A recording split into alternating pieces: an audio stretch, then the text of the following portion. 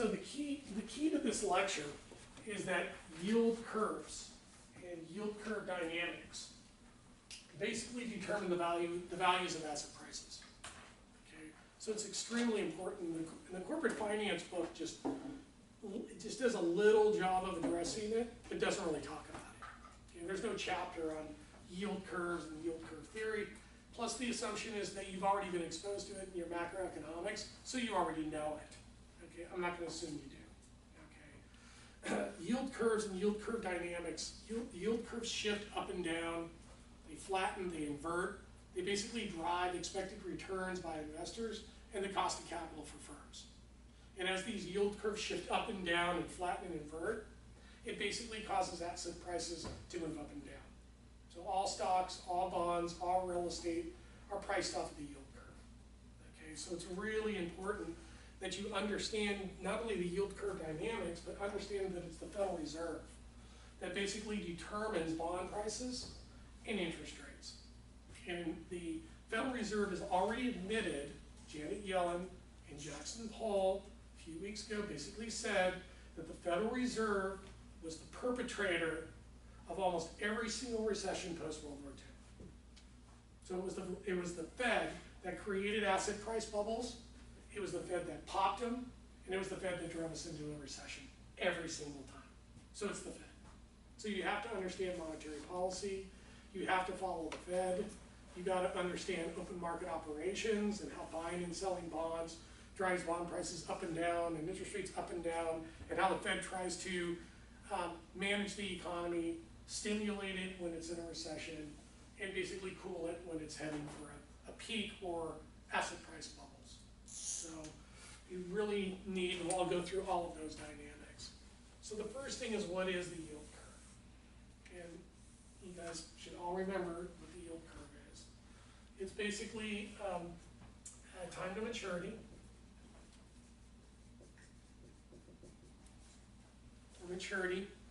and it's going to be interest rates or nominal interest rates, or yield to maturity on the y-axis. So for every maturity for U.S. Treasury securities, which is also considered the risk-free rate. So the risk-free rate is U.S. government Treasury securities. These securities are default free because the Federal Reserve can basically print money to pay the coupons and the principal on the bonds, which means that government securities are default free. So that's why they're the risk-free rate. This is what is called a upward sloping or a normal yield curve. And the further out and the longer the maturity, the higher the interest rate. And bonds, in most cases, are less than 1 year in maturity or greater than 1 year in maturity. If they are less than 1 year, that is the money market. If they are greater than 1 year, that is the capital market.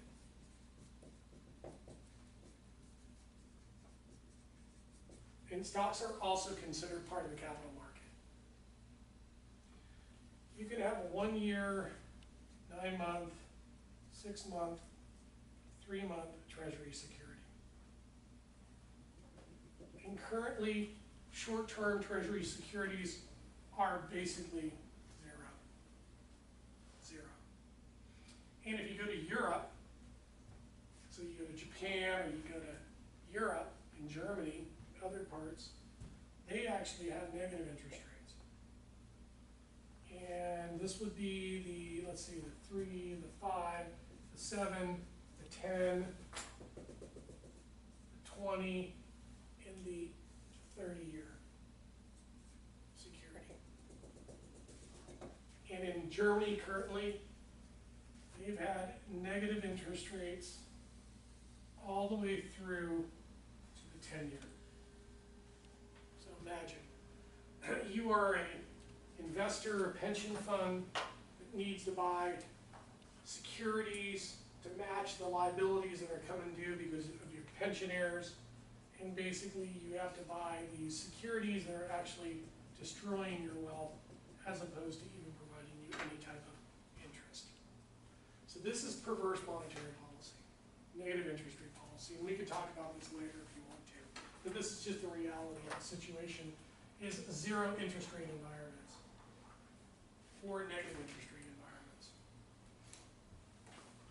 So the equation used to calculate nominal interest rates is the Fisher equation.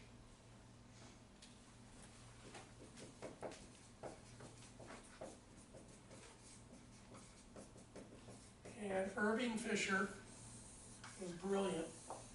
He not only came up with the equation for nominal interest rate, but he also came up with the equation for the quantity theory of money, which we could talk about some other time too. So amazing economist. And Fisher basically stated that nominal interest rates are real rates plus inflation expectations. So nominal interest rates are real rates of return plus inflation expectations. And the yield curve is upward sloping.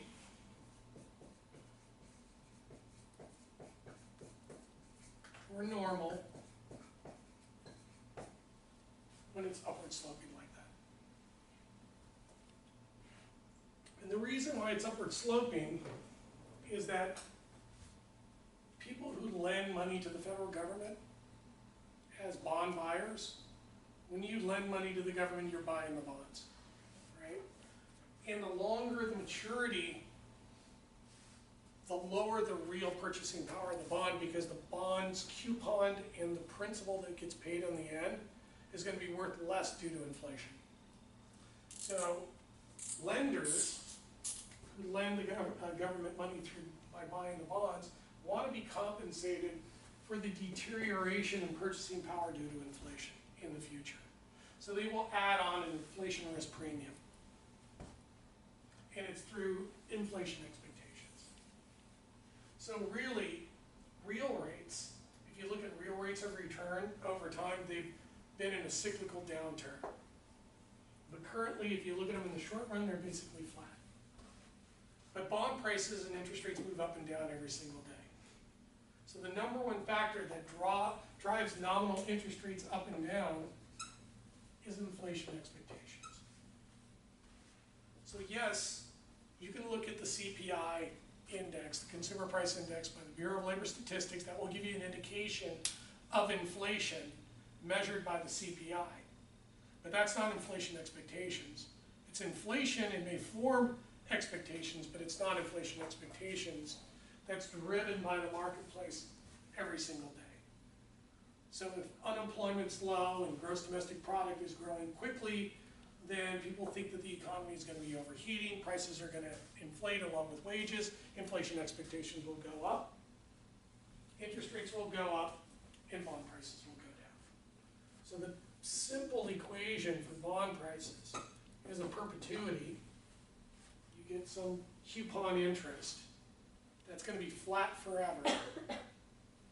You have an interest rate associated with it, some kind of nominal interest rate. And if inflation expectations go up, the interest rate goes up and bond prices go down. If inflation expectations go down, interest rates go down and values go up. The other thing to understand too is that long-dated bonds, as you build your value of the bond plus some coupon plus some coupon, right, discounted back, over some period, and you get your principal back at the end. This is a 2-year bond. This is fixed, this is fixed, this is fixed. Well, imagine if this equation goes out for 30 years. Well, you have 30 years of compounding that if there's any movement in the interest rate, up or down, it's going to have a major impact on the value of the bond. So long-dated, long-maturity bonds are highly sensitive to movements in interest rates compared to short-term bonds. So little movements in long-term interest rates will have major impact on long-term bond prices. The yield curve can shift due to inflation expectations. Can shift down.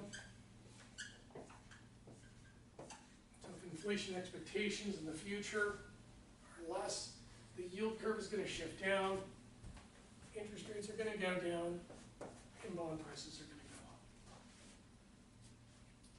If we think that inflation, because of the recovery, or maybe the economy is overheating, inflation expectations go up and the yield curve shifts up. And this is going to drive interest rates up and bond prices down. Now the market for bonds is segmented. Okay? There are different segments along the yield curve. It's also called the term structure of interest rates.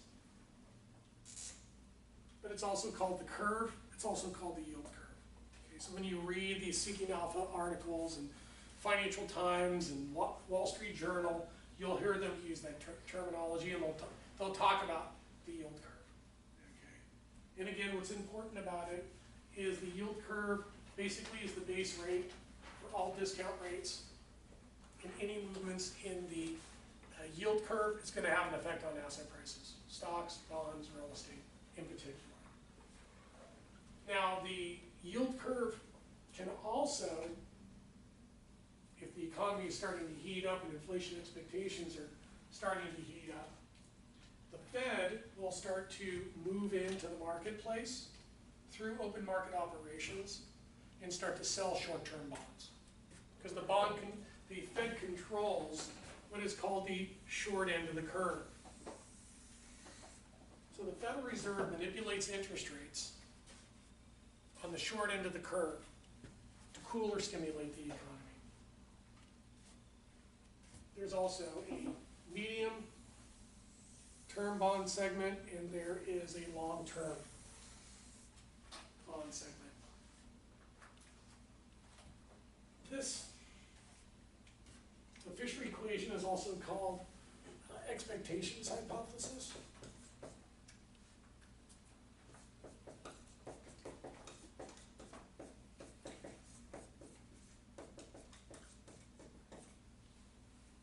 Because of the inflation expectations component.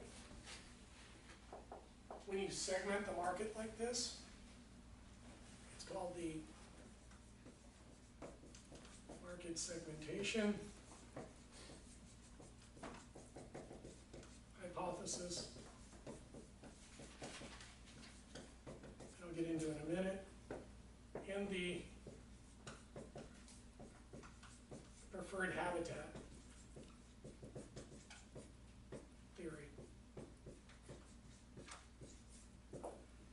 And the market segmentation hypothesis basically states that there are borrowers and lenders at certain segments along the curve.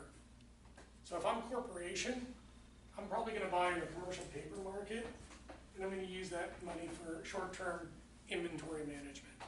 So businesses are notably here on the short end of the curve. This is where they borrow and lend in most cases. They do issue medium-term bonds in most cases for plant and equipment. And pensioners, people who have long-term liabilities because they've done the actuarial studies and they know that people are going to be retiring at X date in the future in their defined benefit programs. They need to buy 10, 20, 30-year bonds that match the liabilities so that when the liability is due, the assets are coming due. The principals on those bonds are coming due, they can pay off the liabilities.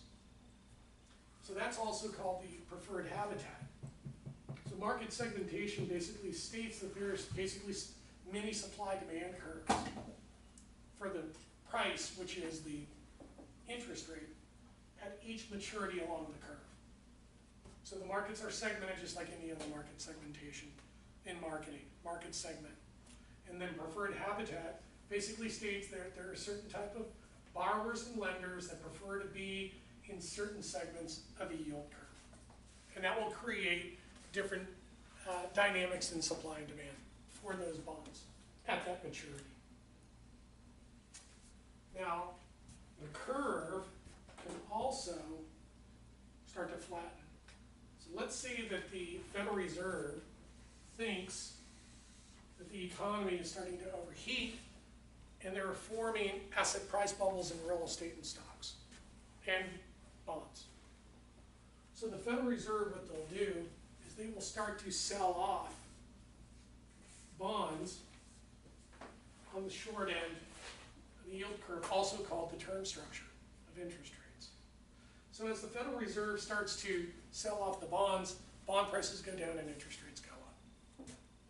So here, remember, with an upward sloping curve,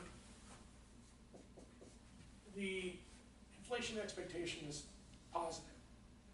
When the curve is flat, your inflation expectations are 0.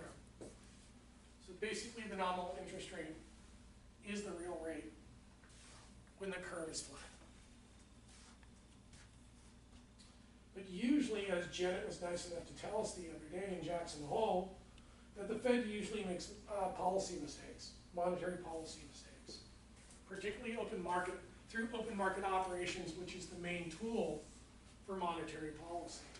What they'll do is they'll oversell short-term bonds and actually cause the curve to invert. Flat, invert, inverted yield curve.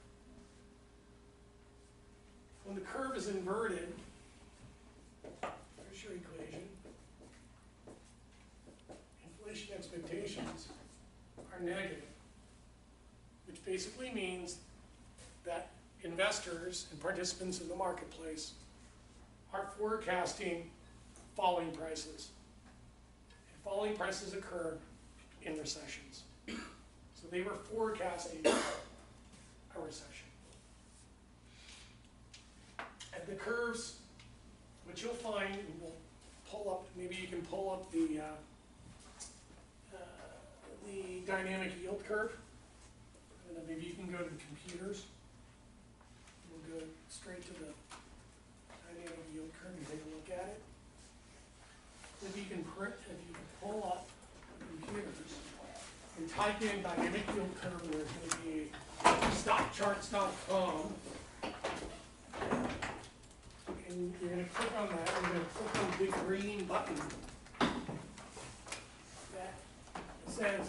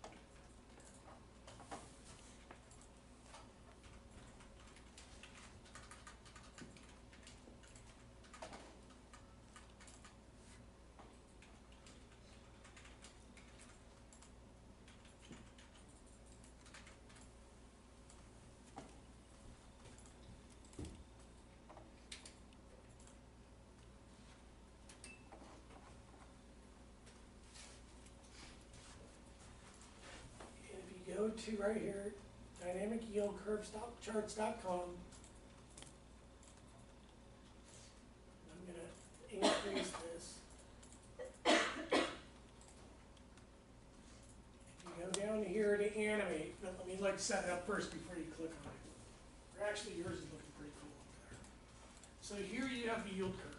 Okay, and we're going to start off. It looks like we're starting off in 2016, and then we'll go down to 1998, 99, 2000, which was the peak. The trough, the recession was 2001, 2, 3. We recovery peak, 06, 07, financial crisis, 09, and then basically the recovery. As you can see, based on your technical analytics, that here is the resistance line, here is the support line. And as you can see, starting in 2013, 14, we've broken to the upside on the stock market.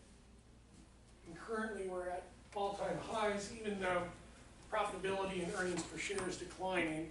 At the corporate level, you're still getting rising stock prices. And I'll show you the dynamics around that when we get into the intrinsic valuations, okay, for the different types of securities. So here's the yield curve, and what you're going to see is the yield curve dynamics, or the dynamic yield curve, juxtaposed to the stock market. And the stock market's a leading indicator, okay?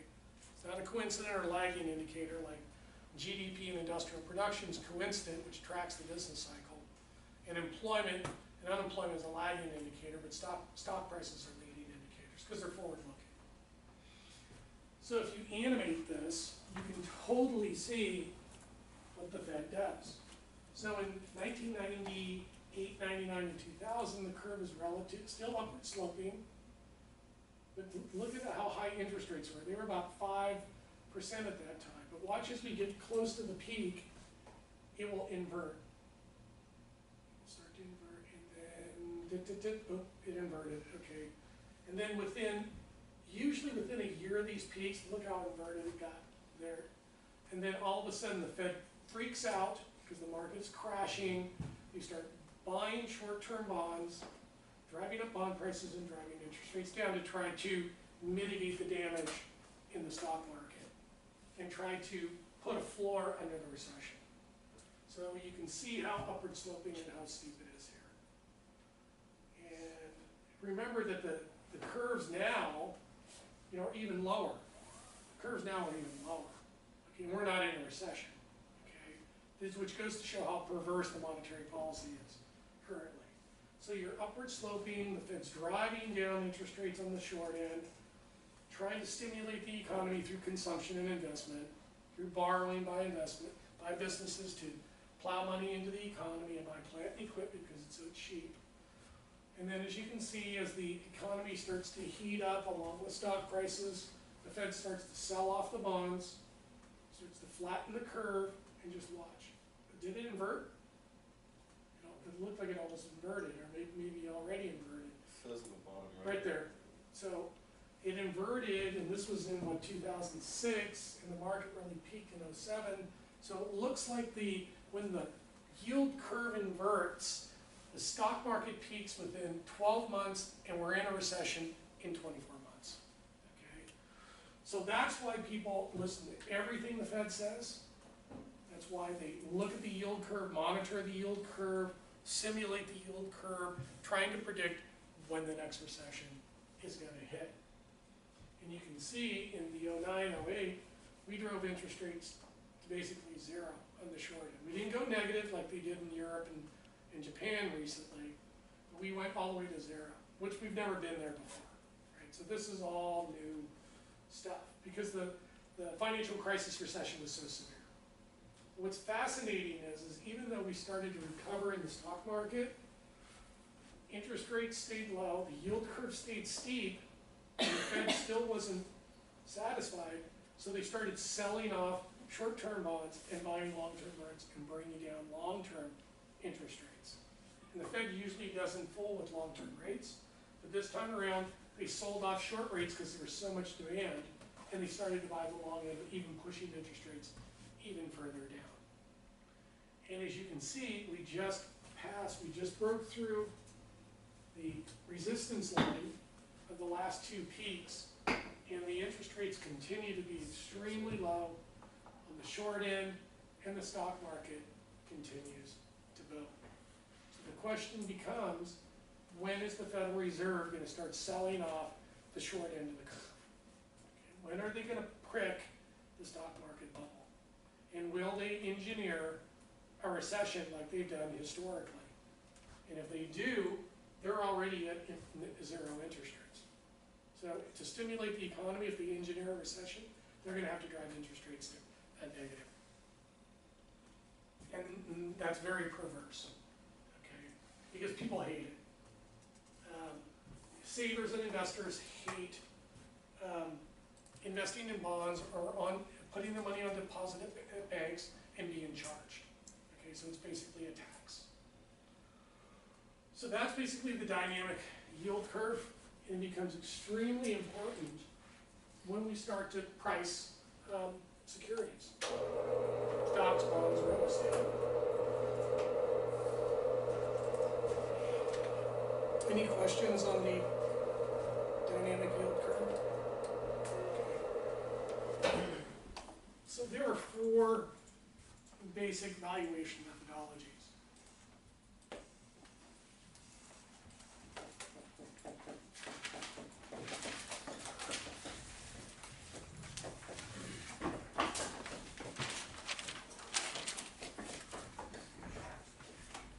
There are basically 4 main valuation methods. And we'll get into more of those too as we move through the course, and we'll get into details on these models. But I just want to tie the yield curve dynamics right into the valuation proposition. Because again, when you look at these corporate finance books, there's no discussion on yield curves, okay, or dynamics, or monetary policy. They assume you already know it, okay? And I can't assume that. So the first model is perpetuity.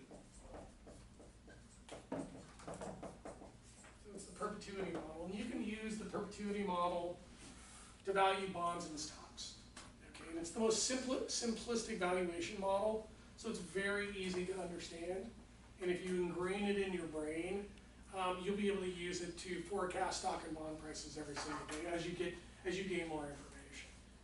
And basically the theory states is that the coupon that you're going to receive from the bond is never going to change.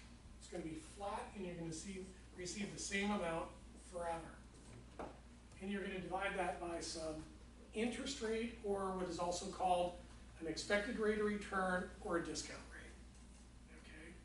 And let's just say this is some kind of interest rate for some expected return. Well, that's going to give you the value. So the coupon never changes. So any change in the bond price using the perpetuity is going to come from changes in interest rates. So if interest rates go up, the value goes down. If interest rates go down, the value goes up. That's it. So it's a very simple model. And it's the same thing with the dividend perpetuity model when you're doing stocks. The assumption is that the dividends that are paid from these stocks are going to be flat forever. And you are going to divide the dividend by some discount rate or some expected rate of return on the equity. Okay, so some equity rate of return. Well, this is just a simple interest rate, which is made up of the Fisher equation in most cases. Or it could be the bond interest, could also be the risk-free rate, and this is also called the risk-free rate. It's the risk-free rate, and if we're pricing the corporate bond, you want to tack on risk premiums. So there might be some kind of illiquidity risk premium because the bond is not traded, doesn't have a lot of float. Credit default. Could be some default risk by the corporate bond. They don't have enough earnings to pay the bond interest. They go into default. If it's a long-term bond, there's maturity. And you tack on these risk premiums onto the risk-free rate or the base rate to get to the expected return on the bond. So if any of these move up, then the bond value moves down. If any of these move down, then the bond value moves up. So it's like a game. You got to know the logic and know how to play the game. And if you know the logic, then you know what direction they're going to go. For the stock, and this could be dividends, it could be earnings per share, it could also be earnings before interest and taxes, it could also be earnings before interest, taxes, depreciation, amortization per share.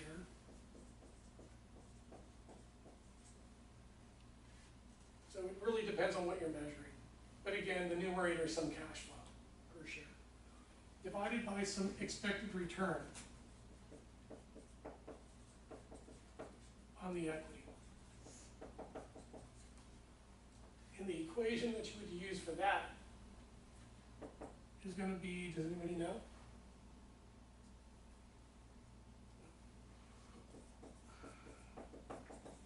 Capital asset pricing model.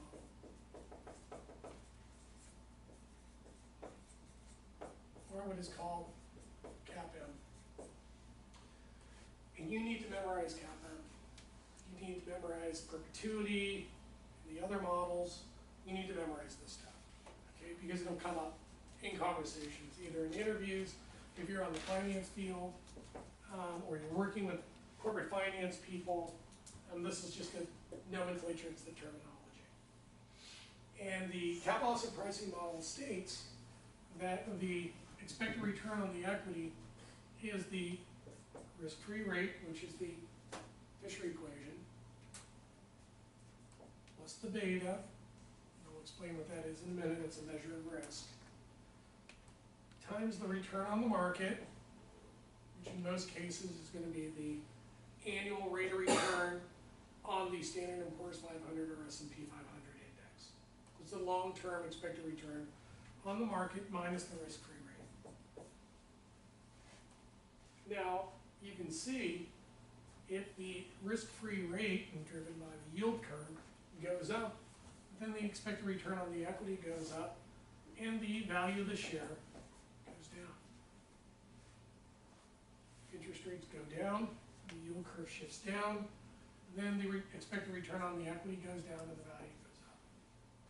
So again, in this case, for both stocks and bonds for perpetuities, the yield curve and the base rate, the risk-free rate, has a major impact on asset prices for both stocks and bonds using that methodology.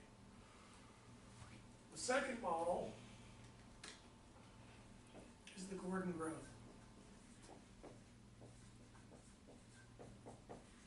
And the Gordon growth model is basically the perpetuity model. So the cash flow divided by I, which is your expected return. And this Gordon growth is used for stocks. It's not used for bonds. This is a stock valuation. So it's basically the cash flow, which could be dividends or EPS, or EBIT or EBITDA per share, minus G equals the value of the stock. And this minus G is basically just a decomposition of the calculus that basically states that the cash flow is going to grow at a constant rate forever. In this model, the cash flows, the dividends, and the coupons are forecast to remain flat forever, or into perpetuity. Under Gordon growth, the assumption is that the cash flows are going to grow at a constant rate forever. So we know this is that. And then this becomes the growth rate and the cash flows. So we know for risk-free rates, if risk-free rates go up, this goes up and this goes down. Risk-free rates go down, this goes down, this goes up. The beta is a measure of risk for the stock. It basically measures the riskiness of the stock. And the way that they measure the riskiness in the stock is basically do the returns on the stock mimic the market or not? And remember, this return on the market is the S&P 500. And the S&P 500 over the last 25 years has averaged on an annual basis 8% to 10%. And you're going to need to know that. And basically what the beta basically says is that if we have a stock, say our stock, and the market goes like this, our stock may go like that. So we may be 2 times the market. So we move 2 times the S&P 500. So our beta in this case would be 2. Maybe our stock moves exactly with the market. So as the market goes up and down, our stock basically moves with it. And in that case, our beta would be 1.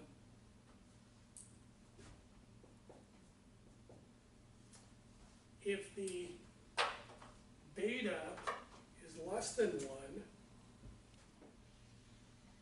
then our stock would move less than the market.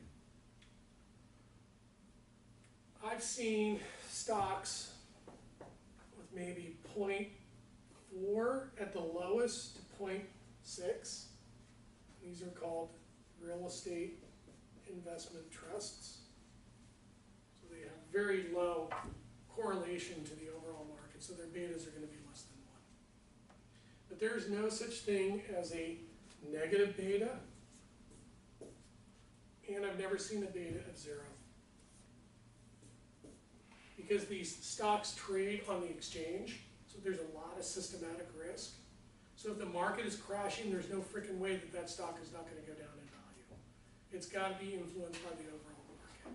So there's always going to be some market risk, stock market risk, with stocks that are traded on the exchanges. So the betas are usually tech companies, very high risk, small cap, NASDAQ stocks may have betas as high as 5. Very rarely will you see betas as high as 2 on the New York Stock Exchange, maybe. When companies get very, very large in market capitalization and they're traded on the New York Stock Exchange, their betas start to approximate 1 over time.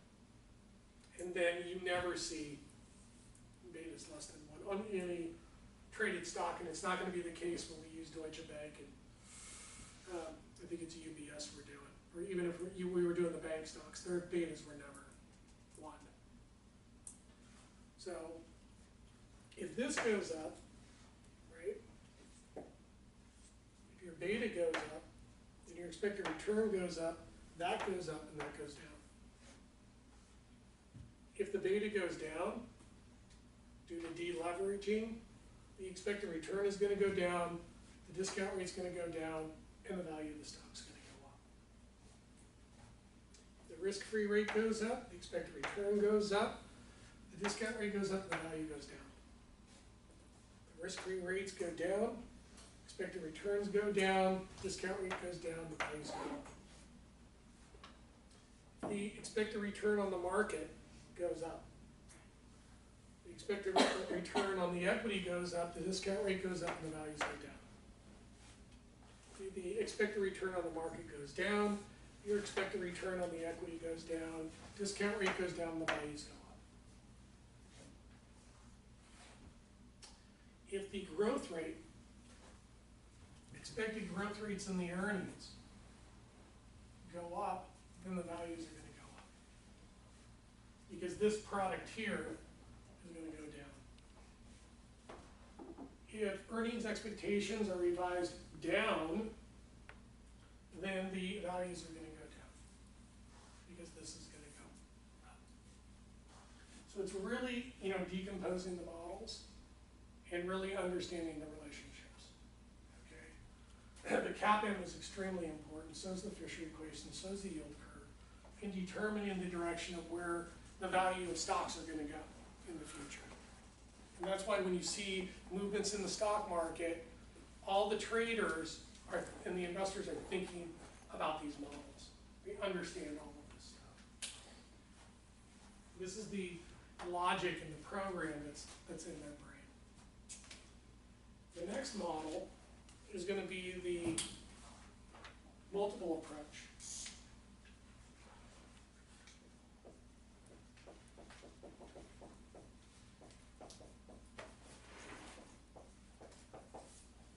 The multiple approach. And the multiple approach, again, is related to these other models too, and I'll show you. They actually build on each other. And the multiple approach basically states is that you have some cash flow,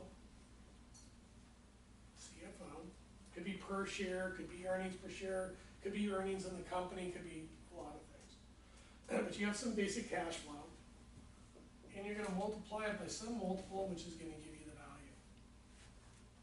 Either the value of the company or the value of the share. Now, the multiple could be multiple different things.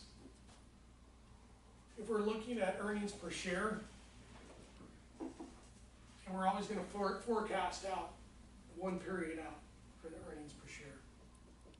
So we're looking at next year's earnings per share when we're going to figure out the value of the security. And then we're going to multiply it by the multiple. Now obviously if the earnings per share goes up, the value is going to go up. And if the multiple goes up, the value is going to go up. If the multiple goes down, the value goes down. If the earnings per share goes down, the values go down.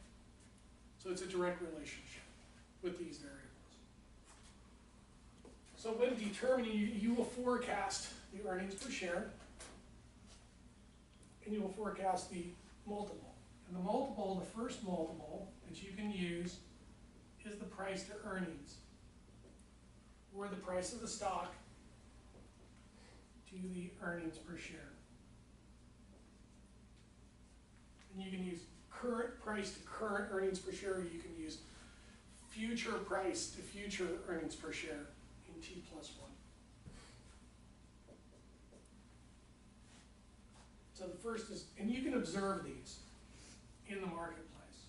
You can go back and calculate the firm's historical price earnings multiple to get a feeling for what the market is assuming, assigning the company.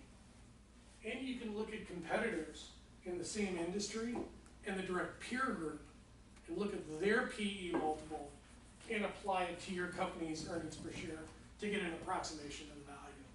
So you're using a bunch of different approaches to try to target some range, and the range of values kind of cluster together. So you're running sensitivity analyses to come up with a valuation. Okay. And valuations aren't going to be really wide. If you do a good job, they're going to be really tight. So you're going to get a pretty good view of how to value the security. The other method of coming up with the multiple uses the perpetuity and the Gordon growth. So we can create a multiple by doing 1 divided by I. We'll also create a multiple. And as we know, if the risk-free rate or the beta or the return on the market goes up, the multiple is going to go down and the value is going to go down.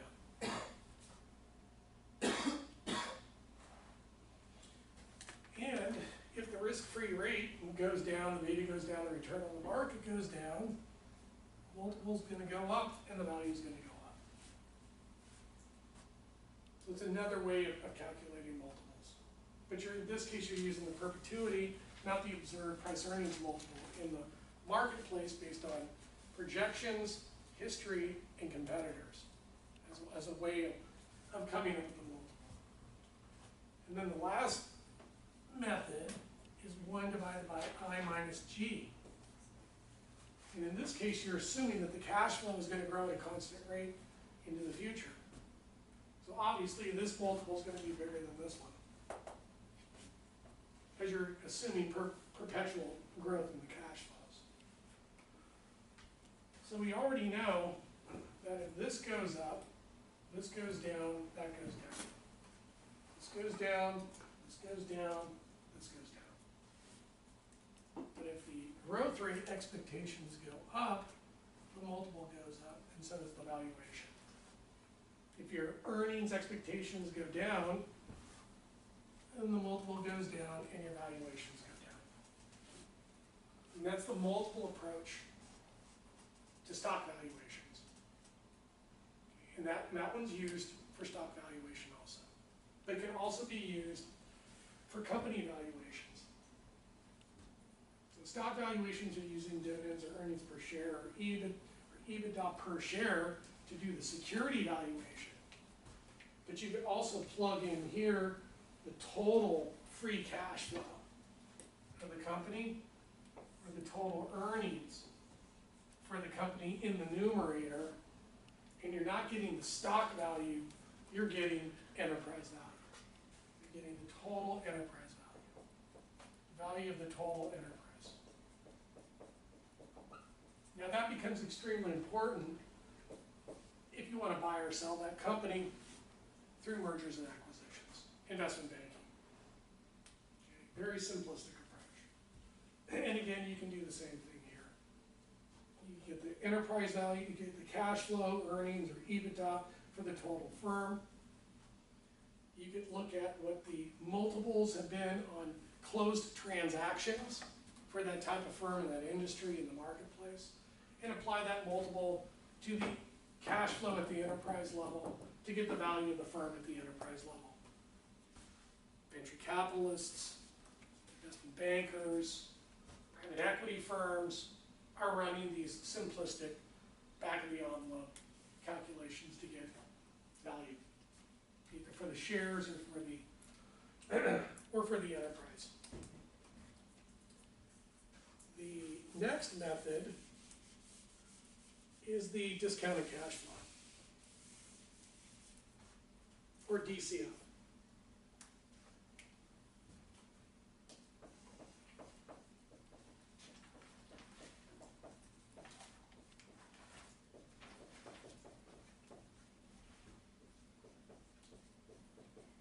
Now the DCF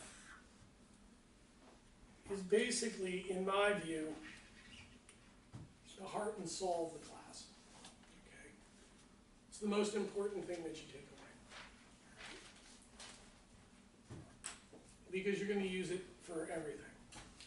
It doesn't matter where you are in the company, you're going to use it in marketing and advertising.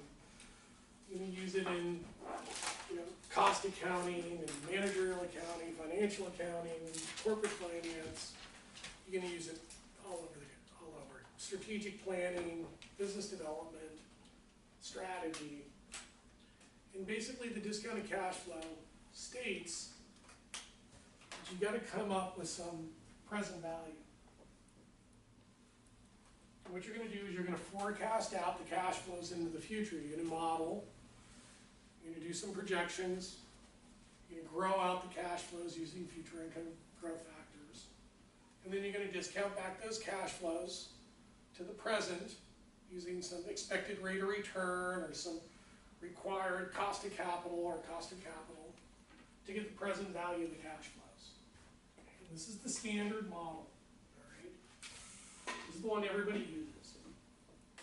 What you're going to do is you're going to come up with a 3-year, or a very aggressive venture capital firm, or a turnaround company. We're going to buy a company, we're doing the analysis right now, and we're going to try to figure out what we can do with this company and how fast we can grow the cash flows by turning it around, and then figure out what the present value is after we've totally restructured the firm.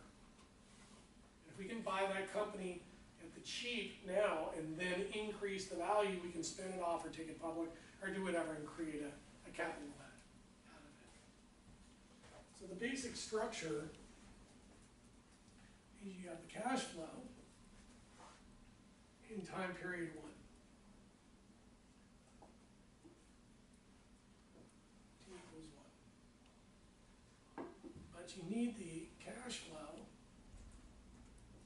in T, I use this as T plus 1 in time T. So you're gonna have to come up with last year's cash flow and then grow it out by some growth factor to get the first year cash flow. Okay. So one part is you gotta grow it out. You gotta figure it out. And then what you're gonna do is you're gonna grow this cash flow out again to get the second year cash flow. Then what you're gonna do is you're gonna grow that one out again to get the cash flow in T plus 3. So now you've got the cash flows, projected cash flows. And these cash flows can be, you know, earnings or EBIT or EBITDA. You're probably going to be forecasting EBIT and EBITDA because this is the free cash flow. It's most stable. You don't have all depreciation, amortization messing with you, or interest or taxes screwing with your cash flow. You got a good, clean, top line cash flow number to be able to do the valuation. Then, what you're going to do is you're going to apply some expected return. Let's say we're a venture capital firm or we're a turnaround company. Well, we don't want an 8 or 10% rate of return. We want 22. So we want a lot of money. We want to get our return as quickly as possible. So 1 plus I, well in this case the I is going to be 1.22 because we want a rate of return of 22%. Internal rate of return of 22% on this investment, which is very aggressive. Most investments are run between 8 and 10%. So we have a short time period and a very high expected rate of return. And the 22% is basically our discount rate. It's our discount rate, it's our expected rate of return, and the discount rate. So it's going to be the discount rate on which we use to discount back the cash flows to get the present value. And we're going to compare the present value to the price. And if the present value is higher than the price, we're going to buy it. Because we can buy it at a low price, restructure the firm, and sell it at a high price, and get our 22% or more in the process. So it's 1 plus I to the 1 plus I squared, and 1 plus I cubed. So you're creating, as you can see as you go out, your present value or discount factors are growing. So basically your future cash flows are worth less, right, due to the compounding through the future value interest factors, present value factors. So the last step, which is where most students make their mistakes, is you need to grow the cash flow out, and you want to write this down, grow the cash flow out 1 more year. Okay, you got to go 1 more year. 1 plus I, grow that out 1 more year to get CFOT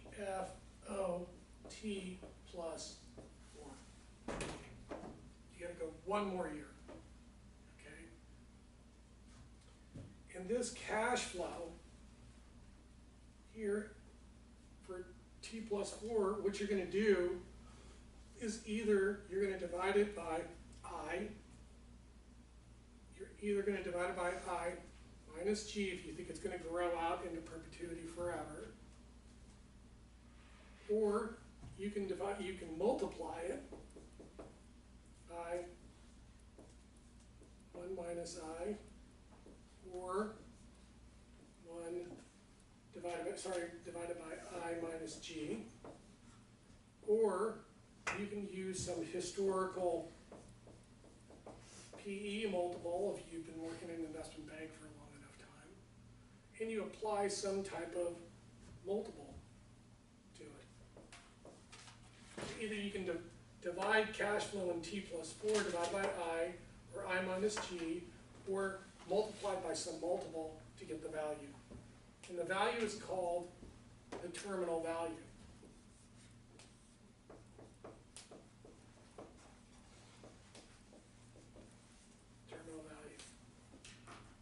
biggest mistake that everybody makes. You forget to grow out the cash flow to T+4, and then you have to decide, do you assume that the cash flow is going to remain flat forever? So you're going to grow forever, flat forever, grow forever, or use some kind of PE multiple based on your experience. What that's going to do is it's going to give you a terminal value, and you're going to add that terminal value to the third-year cash flow, and then divide it by the discount factor. Divide it by the discount factor, divide it by the discount factor, and then you sum it all back to get the present value. That's the present value of the cash flows. Cash flows you receive plus the terminal value in the last year of the holding period to the present based on your expected return is going to give you a present value. Now, if your present value is greater than the current price that you can acquire it, are you going to accept it? You're going to take it. Got it. If the present value is equal to the price, do you accept it? Yep. If the present value is less than the current price, you reject it. You have the present value minus the price in which you paid or the cost is going to give you the net present value. Now, if the net present value is positive, do you accept it or reject it? Accept. If the net present value is equal to 0, do you accept it or reject it? This is where students get really confused. If the price is equal, the present value is equal to price, do you accept or reject it? Accept. You accept it. If the net present value is equal to 0, you would accept it. And if the net present value is negative, you would reject it. Okay? And you want to remember too, is that when the net present value is positive, your internal rate of return is greater than your expected return, or your cost of capital, or your discount rate. When the internal rate of return is equal to your discount rate or expected return, you would also accept it. So when the NPV is 0, your IRR is equal to your expected rate of return. When the NPV is positive, the IRR is greater than your expected rate of return.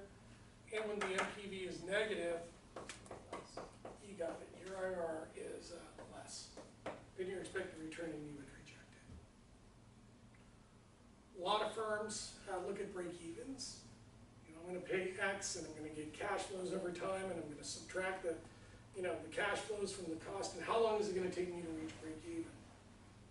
In most cases, firms want to reach break-even in less than 3 years, and you're going to accept it. And in tech firms, it may be even less than that. If I reach break-even in 3, I'm going to accept it. And if it's going to be greater than 3 years, I'm rejecting it.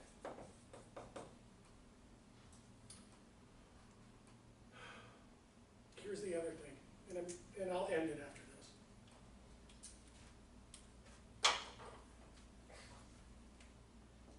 I got a negative net present value in some dollar amount. I really want the project. Okay, I think we might have screwed up in the analysis. We're getting negative net present values, but we really want the project. So what you would do, and I'll ask you these questions, what you would do is you would ask for a price reduction in the amount of the negative net present value. Or if it's cost of development, or cost of developing the product, or project or whatever it is, you try to reduce the costs in the amount of the negative net present value. And if you can do it, your net present value turns to 0, and you accept the project. That's the second iteration, in the process of financial feasibility. But what if you cannot get the price reduction? Okay, what if you can't get a price reduction or reduce the cost of your project? But I still want the project, okay? We still want it, the board still wants it. What can you do? You go back into your analysis and you check and see, maybe you were using too high of an expected rate of return. Because if I did, and I lower my expected rate of return, my present value is gonna go up, and my net present value may turn positive. Or maybe I underestimated the growth rates. The growth rates in the cash flows, in which I was growing out the cash flows. Maybe I underestimated those. And if I go back and do the analysis and I realize, yes, I underestimated these growth rates, they're actually higher, that's gonna push up the present value and could turn this net present value positive. I could have also underestimated the growth rate in the terminal value calculation. I could increase it. Maybe I overestimated the expected rate of return on the terminal year cash flows. Maybe I underestimated the PE multiples. Maybe I underestimated the multiples. So if I review it, increase the multiples, it's going to increase the present value and could actually turn my net present value positive. Can we do it? We do the project. So it's the first one, you look at it, accept, reject, negative NPV, we really want it, get the price reduction and the cost reduction. Can't get it, go back and review your assumptions. Can't do it. Last one more scenario, one more iteration, is what is called a real option.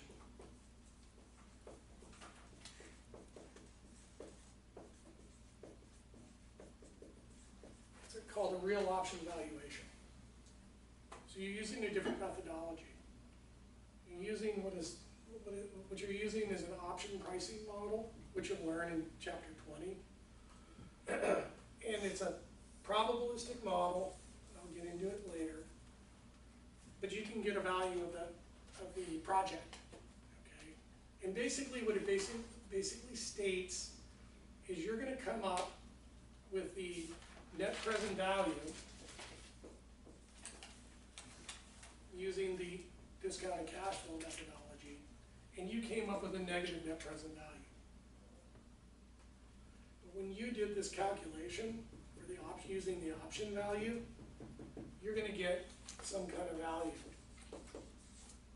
Well, if this value is greater than or equal to the negative net present value, your net present value is equal or greater to 0. So you end up accepting the project. So you do 4 iterations. I accept it, no, I want it. Let's get a price reduction in the amount of negative net present value. Got it. Nope, can't get it. Okay, let's go back and review our assumptions. Nope, our assumptions were correct. We can't do it, then let's price out this real call option using the model and see if the value of the real call option overcompensates for the negative net present value. And if it does, we're in. We're going to do the project. Biotech, tech, real estate development, the more sophisticated shops will do real call option valuations. And you use it a lot when you're pricing stock options for tech companies that are being doled out to individuals within the firm. It's the same approach, but in this case you're using it at an enterprise level or a big project level. Stock grants, but it's the same methodology. So what you'll see in corporate finance and probably in all other disciplines is you're gonna see recurring applications of these models across different functions across the corporation, you know, and in industry.